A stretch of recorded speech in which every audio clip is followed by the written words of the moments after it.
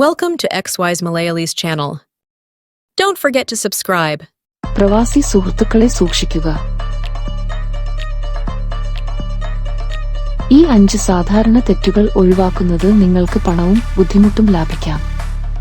ഇതൊക്കെ ചെറിയ കാര്യങ്ങളാണെന്ന് തോന്നാം. എന്നാൽ നിങ്ങൾ അവ ശ്രദ്ധിച്ചില്ലെങ്കിൽ നിങ്ങളുടെ അധ്വാനിച്ച സമ്പത്ത് നഷ്ടപ്പെടും. അവ ഏതൊക്കെയാണെന്ന് നോക്കാം. അക്കൗണ്ടിന്റെ സ്റ്റാറ്റസ് അപ്ഡേറ്റ് ചെയ്യുന്നില്ല എങ്കിൽ നിങ്ങൾ നിലവിൽ ഒരു പ്രവാസിയായാണ് ജീവിക്കുന്നതെങ്കിൽ ഒരു പ്രവാസിക്ക് ഇന്ത്യയിൽ നിന്നുള്ള വരുമാനത്തിന് ന്യൂ അക്കൗണ്ടും വിദേശത്തു നിന്നുള്ള വരുമാനത്തിന് ന്യൂ അക്കൗണ്ടും ആവശ്യമാണ്. ഇന്ത്യയിലെ റെസിഡന്റ് സേവിംഗ്സ് അക്കൗണ്ടുകൾ NRO അല്ലെങ്കിൽ NRE ആയി പരിവർത്തനം ചെയ്യണം. ഇത് ചെയ്യുന്നതിൽ പരാജയപ്പെടുന്നത് ബാങ്കിംഗ് നിയമങ്ങളുടെ ലംഘനമാണ്, പിഴകളിലേക്കോ അക്കൗണ്ട് മരവിപ്പിക്കുന്നതിലേക്കോ നയിച്ചേക്കാം. നികുതി നിയമങ്ങൾ അവഗണിക്കുക. നിങ്ങൾക്ക് ഇന്ത്യയിൽ വാടകയിൽ ലാഭമുണ്ടാക്കിയത്, നിക്ഷേപ വരുമാനം തുടങ്ങിയ വരുമാനമുണ്ടെങ്കിൽ അതിന് നികുതി നൽകണം. പലരും അവഗണിക്കുന്ന മറ്റൊരു കാര്യം സമയത്ത് ഐടി റിട്ടേണുകൾ ഫയൽ ചെയ്യുന്നില്ല. അത് പാസ്പോർട്ട്, വിസ തുടങ്ങിയ കാര്യങ്ങളിൽ തടസ്സങ്ങളും പിഴകളും കൂടുതൽ പ്രശ്നങ്ങൾ ഉണ്ടാക്കുന്നതിലേക്കും നയിച്ചേക്കാം.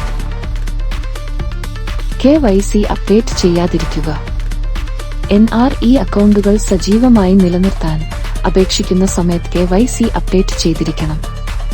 KYC കാലഹരണപ്പെടുകയാണെങ്കിൽ കൈമാറ്റങ്ങൾ തടയാനും അക്കൗണ്ടുകൾ മരവിപ്പിക്കാനും വായ്പകൾ നിരസിക്കാനും കഴിയും. ബാങ്ക് ആവശ്യപ്പെടുമ്പോൾ നിങ്ങളുടെ പാസ്പോർട്ട്, വിലാസം തെളിയിക്കുന്ന ഡോക്യുമെന്റ്സ് എന്നിവ അപ്ഡേറ്റ് ചെയ്യുക. നിങ്ങൾ തെറ്റായ കോണ്ടാക്ട് വിവരങ്ങൾ നൽകിയാൽ, ഉദാഹരണത്തിന് ബാങ്ക് സന്ദേശങ്ങൾ, ഇടപാട് അലേർട്ടുകൾ, OTPകൾ മുതലായവ മൊബൈൽ നമ്പറും ഇമെയിലും ശരിയാണെങ്കിൽ മാത്രമേ ലഭിക്കൂ. തെറ്റായ വിവരങ്ങൾ സൂക്ഷിക്കുന്നത് സുരക്ഷയ്ക്കും ഇടപാടുകൾക്കും ഭീഷണിയാണ്.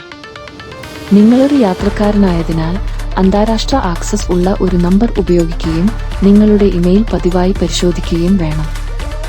NRE, NRO അക്കൗണ്ടുകൾ ശരിയായി ഉപയോഗിക്കുന്നതിൽ തെറ്റുവരുത്തരുത്.